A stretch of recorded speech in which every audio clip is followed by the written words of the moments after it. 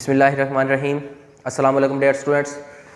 छुट्टियों से पहले जैसे कि आपको पता है हम लोग साइंस बी जो पढ़ रहे थे उसका हम लोगों ने चैप्टर नंबर 7 और चैप्टर नंबर 8 पढ़ लिया था। चैप्टर नंबर 9 जो है हमारा वो फर्दर अप्रैल का सिलेबस है और आज हम उसी को स्टार्ट करने जा रहे हैं। तो चैप्टर नंबर 9 जो हमारे पास है उसका टॉपिक है sources and effects of heat. यहाँ पर सोर्सेज ज़राए, इफ़ेक्ट्स उसके असरात या ज़रिए, और हीट जो है उसके हमारे रोज़मर्रा ज़िंदगी के अंदर क्या असरात होते हैं, वो किन किन चीज़ों से हमारे पास हासिल हो सकती है और उससे हमारे ज़िंदगी में क्या फ़वायद हासिल कर सकते हैं। सबसे पहले हमें पता होना चाहिए कि हीट क्या होती है और उसका हमारी ज़िंदगी के अंदर जो किरदार है वो कितना अहम है और वो उसकी मदद से हम कितने अपने काम कर सकते हैं रोज़मर्रा ज़िंदगी में, ये हमारे किस काम आ सकती है। तो इस चैप्टर से जो सबसे पहला शॉर्ट क्वेश्चन बनता है वो यही बनता है कि define heat, write its uses. अब हीट, सवाल लिख दिया define heat, write its uses. Answer है heat is a form of energy which convert from hot body to cold body. Convert लिख सकते हैं या फिर फ्लो का लफ्ज भी इस्तेमाल कर सकते हैं कि ये एक बेसिकली एनर्जी की फॉर्म है और एनर्जी हमें पता है कि it is the ability of work. लिख लेते हैं तारीफ याद रखने के लिए। एनर्जी क्या होती है? Ability to do work. यानी जो हीट है अगर हम मुख्तसर लफ्ज़ों में कहें, इसकी मदद से हम अपनी रोज़मर्रा ज़िंदगी के बहुत सारे काम कर सकते हैं, या कुदरती तौर पर भी जो ये हीट है हमारे बेशुमार काम कर रही है जिनका बेशक हमें बज़ाहिरी अंदाज़ा नहीं है, लेकिन अगर ये हीट ना हो तो इसके बगैर हमारा, यानी हम इंसान हैं इस ज़मीन पर, जानवर हैं या कोई परिंदे हैं या जितने भी ये दरख्त वगैरह हैं, ये तमाम, इन शॉर्ट अगर हम ये कह लें कि जितने भी जानदार चीज़ें हैं जो इस ज़मीन पर या इस ज़मीन के अंदर बसती हैं, चाहे वो खुश्की पर हैं चाहे वो पानी पर हैं, अगर उन तक हीट पहुंच रही है तो वो ज़िंदा रह सकते हैं। अगर उन्हें हीट नहीं मिल रही तो उनका ज़िंदा रहना मुश्किल है। मुश्किल क्या, यूँ समझें नामुमकिन है। इंसान है, हमें भी अगर हीट, हमारी बॉडी जो है अगर वो हीट प्रोड्यूस कर रही है तो हम बॉडी टेम्परेचर मेंटेन कर लेते हैं और अपने आप को सर्वाइव कर लेते हैं। फसलें हैं, धूप जब किसी भी फसल के ऊपर पड़ती है तो उसकी मदद से ये फसलें पकती हैं, फिर हम उन्हें अपने खाने के इस्तेमाल में लेकर आते हैं। आबी जानवर हैं, पानी के अंदर सूरज की रोशनी जाती है, वहाँ तक वो हीट पहुँचती है in the form of energy, तो जाकर वो जो आबी मखलूक है वो ज़िंदा रह सकती है। तो इसके अलावा जो भी काम है हमारे रोज़, हम खाना पका सकते हैं हीट की मदद से घरों में। अब हीट है क्या? Is a form of energy which convert या flow from hot body to cold body. Energy क्या होती है? किसी भी बॉडी की एबिलिटी काम करने की, यानी यूँ समझ लें अब हमारे अंदर जो एनर्जी है वो हमें हीट की फॉर्म में मिलनी है। अब वो कैसे मिलती है वो हम आगे डिस्कस कर लेते हैं। क्वेश्चन नंबर 1 आपके यहाँ से बनता है define heat, write its uses. फिर हमारे दिमाग में ख्याल आता है कि हीट तो है हमारी ज़िंदगी में इतनी इंपॉर्टेंट, ये हमें मिलती कहाँ से है, ये हमारे पास आती कहाँ से है। उसका मैं क्वेश्चन आपको लिख देता हूं। Write down the sources of heat, कि वो जराए लिखें जिनकी मदद से हमें हीट मिलती है। तो बेटा याद रखना, दुनिया में एनर्जी या हीट का जो सबसे बड़ा जरिया है वो सूरज है। सूरज एक ऐसी चीज़ है जो हमें दिन में सुबह से लेकर शाम तक लगातार एनर्जी प्रोवाइड करता है और उसकी एनर्जी में रोज़ वक्त गुजरने के साथ साथ कोई कमी वाक़ई नहीं होती।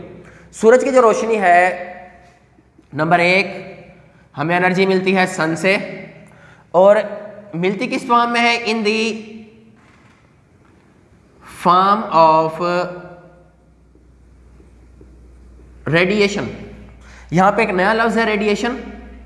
अब देखें, सूरज है, डेली उसकी जो हीट है वो वेव्स की फॉर्म में ज़मीन तक आती है। ज़मीन पे आने के बाद वो कुछ शुआएं उसकी जो होती हैं वो ज़मीन के अंदर जज्ब हो जाती हैं, जिससे ज़मीन का दर्जा हरारत बढ़ जाता है, जबकि कुछ शुआएं होती हैं जो ज़मीन से रिफ्लेक्ट होकर वापस चली जाती हैं। उससे फिर क्या होता है, जो हमारी स्पेस है उसके अंदर गर्मी पैदा होती है। अब रेडिएशन क्या है कि जो सूरज की शुआएं हैं वो ज़मीन तक आ रही हैं, सूरज और ज़मीन के बीच में जो जगह है उन शुआओं ने उसको गर्म नहीं करना, उन शुआओं से वो चीज़ों को हीटअप नहीं होना, वो शुआएं डायरेक्ट ज़मीन को आकर गर्म करेंगे। गर्म क्यों करेंगे? क्योंकि जो एनर्जी की वो फॉर्म शुआएं हैं या रेज है वो ज़मीन के अंदर जज्ब हो जाती हैं, जिससे ज़मीन का टेम्परेचर क्या होता है, बढ़ जाता है। कुछ शुआएं रिफ्लेक्ट होकर यही ज़मीन की सरफेस के ऊपर रह जाती हैं, जिससे ज़मीन के सरफेस के ऊपर वाली साइड पर भी टेम्परेचर थोड़ा सा इंक्रीज हो जाता है। लेकिन अगर हम ज़मीन से ज़्यादा ऊपर जाएँ, जहाँ तक वो शुआएं नहीं रिफ्लेक्ट होती, वहाँ पर जो टेम्परेचर होगा वो बहुत ज़्यादा कम होता है। नंबर 1 जो इसका सोर्स है वो है sun. Number 2 by burning of fossils. अब फॉसिल्स क्या होते हैं? हमारे पास कोल है, गैस है, ऑयल है, इनको हम बोलते हैं फॉसिल्स। यानी जो हमें कोयल मीन्स कोयला, गैस या तेल, इन 3 चीज़ों को अगर हम जलाएं, जैसे कोल है, कोयला या लकड़ी समझ लें, हम घरों में जलाते हैं, जब आग जलती है तो हमें, अगर हम आग के पास जाएं तो हम हीट को आसानी से फील करा सकते हैं, हमारी बॉडी गर्म होना शुरू हो जाती है। गैस जला लें, घरों में सुई गैस मौजूद है, उसके पास जाकर आप बैठें, जब भी ऑयल में अगर आप आग लगा लें उससे भी हमें हीट वगैरह जो है वो मिल जाती है। फिर नंबर नेक्स्ट जो है हमारे पास हीट हमें मिलती है फूड से। किस चीज़ से मिलेगी हमें हीट? फूड। और वो मिलेगी कैसे? By metabolism. मेटाबॉलिज्म ये क्या होता है? जो ग़िज़ा हम खाते हैं, फॉर एग्जांपल हमने रोटी खाई, कोई फ्रूट्स खाए, कोई ड्राई फ्रूट्स खाए, कुछ भी खाए, अब वो जब हम चबा के अपने पेट के अंदर ले गए, ले जाने के बाद हमारा एक पूरा डाइजेशन का प्रोसेस होता है, यानी उस खुराक को छोटे छोटे सिंपलर फॉर्म में कन्वर्ट करते हैं। फिर उसके अंदर जो एनर्जी होती है, यानी जो प्रोटीन्स होते हैं, जो कार्बोहाइड्रेट्स होते हैं, जो विटामिन होते हैं, जो मिनरल्स होते हैं, वो उस एनर्जी के उस खुराक में से हमारे खून में शामिल हो जाते हैं। जब हमारे खून में शामिल होते हैं तो वो हमारा प्रोसेस जो समझ लें, हम उसको मेटाबॉलिज्म कहेंगे, जिसकी मदद से वो एनर्जी हमारे सेल्स को मिलेगी, हमारे सेल्स जो है वो बढ़ेंगे भी और वो एनर्जी भी प्रोवाइड करेंगे। उस एनर्जी की मदद से फिर इंसान बोल भी सकता है, खेल कूद भी सकते हैं, हम कुछ भी कर सकते हैं, यानी कि जो हमारे बस में होता है। नंबर 4 जो हमें मिलती है वो मिलती है इलेक्ट्रिसिटी से,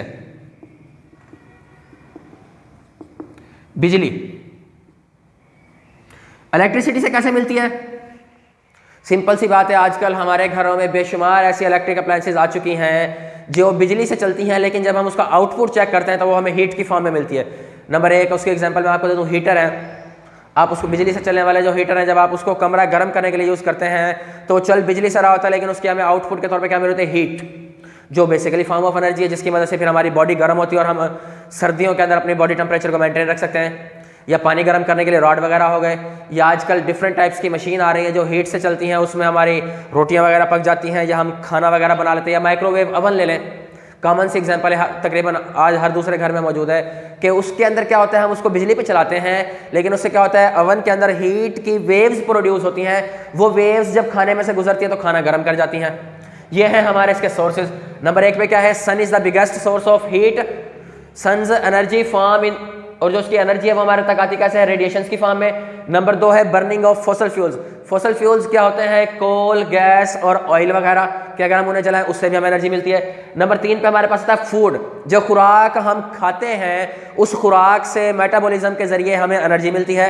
नंबर 4 है इलेक्ट्रिसिटी, कि बिजली की मदद से भी हम हीट को प्रोड्यूस करा सकते हैं। मुख्तलिफ चीज़ें हैं हमारे घरों में जो बिजली से चलती हैं, लेकिन हमें उसका आउटपुट क्या मिलता है? हीट मिलता है। और आज के लिए क्वेश्चन नंबर 3 और हमारा लास्ट क्वेश्चन वो क्या है? Effect, right effects of heat. तो बेटा जी हीट के होते हैं 2 इफेक्ट्स, 2 इफेक्ट्स होते हैं हीट के। नंबर 1 होता है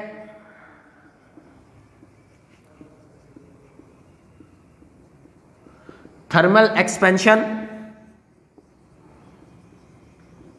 नंबर 2 होता है थर्मल कंट्रैक्शन। अच्छा, अब हीट है, उसने हमारी बॉडी को गर्म करना है। बाज़ औक़ात ऐसा भी तो होता है कि हमें ठंड की ज़रूरत होती है, यानी कि टेम्परेचर ज़्यादा हुआ होता है, तो हम कहते हैं कि इस तरह से टेम्परेचर कम हो जाए ताकि हम आसानी से सर्वाइव कर सकें, सांस वगैरह ले सकें। जैसे अब आजकल गर्मी का सीज़न आ रहा है, तो बहुत ज़्यादा धूप में रहने से या अगर हम बाहर रहें, हमें बहुत ज़्यादा गर्मी फील होती है, तो हम उसके फ़ौरन बाद क्या करते हैं, अपनी बॉडी को ठंडा करने के लिए ठंडे पानी का इस्तेमाल कर लेते हैं या एयर कंडीशन वगैरह अपने कमरों में चला लेते हैं। तो दो इफेक्ट्स होते हैं हीट के, एक होता है थर्मल एक्सपेंशन और एक होता है थर्मल कंट्रैक्शन। दोनों हीट के बिना पर है। थर्मल एक्सपेंशन में क्या होगा कि when we heated an object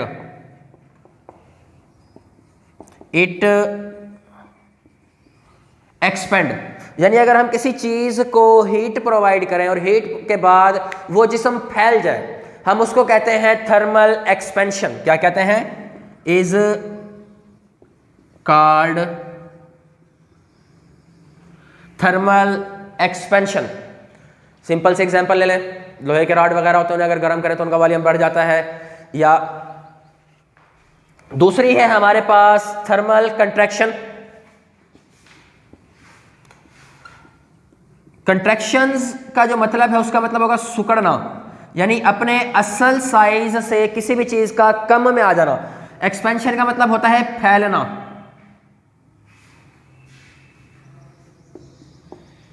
कि जो चीज है वो अपने ओरिजिनल साइज से फैल के थोड़ी ज्यादा हो जाएगी। फर्दर इनकी एप्लीकेशंस हम मुकम्मल डिटेल में आगे पूरे चैप्टर में पढ़ेंगे, यहां तक सिर्फ डेफिनेशन कर लेते हैं। थर्मल एक्सपेंशन क्या होगा? When we heated an object it expand is called thermal expansion. Number 2 पे क्या है? व्हेन वी कूल्ड, यानी ठंडा करें, N object it contract. Contract means वो सुकड़ जाए, सुकड़ के छोटा हो जाए, इज कॉल्ड थर्मल कंट्रैक्शन। यानी अगर हम हमारे पास कोई बॉडी है, हम उसको ठंडा करते हैं, ठंडा करने के बाद वो अपने असल साइज से कम हो जाती है। जैसे फॉर एग्जांपल मेरे पास ये बोर्ड मार्कर है, अगर ये लोहे का हो, मैं इसको ठंडा करूंगा तो इसका ये जो यहाँ पे आपको सर्कमफेरेंस या डायमीटर नजर आ रहा है, ये अपने ओरिजिनल से सिकुड़ के कम हो जाएगा। इसको हम कहेंगे थर्मल कंट्रैक्शन। जबकि अगर मैं इसे हीट प्रोवाइड करता हूं तो ये अपने असल साइज से इसका सर्कमफेरेंस क्या होगा? बढ़ जाएगा। इसको हम कहेंगे थर्मल एक्सपेंशन। ये हमारे आज के सवाल हैं। जैसे क्लास वर्क में आप लोग टॉपिक, डेट लिख के, क्वेश्चंस लिख के होमवर्क करते थे, इसका होमवर्क वैसे ही करना है इंशाल्लाह। ये चेक होगा। क्या क्या पढ़ा हमने, एक मरतबा देख लें। सोर्स, आज हमने चैप्टर नंबर 9 स्टार्ट किया, जिसका टॉपिक है sources and effects of heat, के हीट के जराए और उनसे हमारे ज़िंदगी में क्या असरात होते हैं। नंबर 1 पे हीट की डेफिनेशन पढ़ी, उसके यूजेस कुछ हमने पढ़ लिए कि हमारे रोज़मर्रा ज़िंदगी में यूज़ होता है। नंबर 2 पे हमने पढ़ा सोर्सेज ऑफ हीट, के हमें हीट मिलती कहाँ से है, वो मैंने आप लोगों को एक्सप्लेन कर दिए कि सन से मिलती है, जो बिगेस्ट सोर्स है हीट का। उसके बाद बर्निंग ऑफ फॉसल से, उसके बाद फूड से, मेटाबॉलिज्म की फॉर्म में, और उसके बाद इलेक्ट्रिसिटी से। नंबर नेक्स्ट क्वेश्चन पढ़ा इफेक्ट ऑफ हीट, के हीट के जो इफेक्ट हैं, असरात हैं, वो क्या है। उसके अंदर हमारे पास 2 चीज़ें आती हैं, एक थर्मल एक्सपेंशन, थर्मल का मतलब यहाँ पे वो हीट या हरारत ही हो जाएगा कि, और दूसरा था थर्मल कंट्रैक्शन, कि अगर आप किसी चीज़ को गर्म करें, गर्म करने के बाद उसका जो साइज़ है वो बढ़ जाएगा, उसको हमने कहना है थर्मल एक्सपेंशन। अगर किसी चीज़ को आप ठंडा करें, ठंडा करने के बाद उसका साइज़ क्या होगा? कम हो जाएगा, उसको हमने कहना है थर्मल कंट्रैक्शन। Thank you.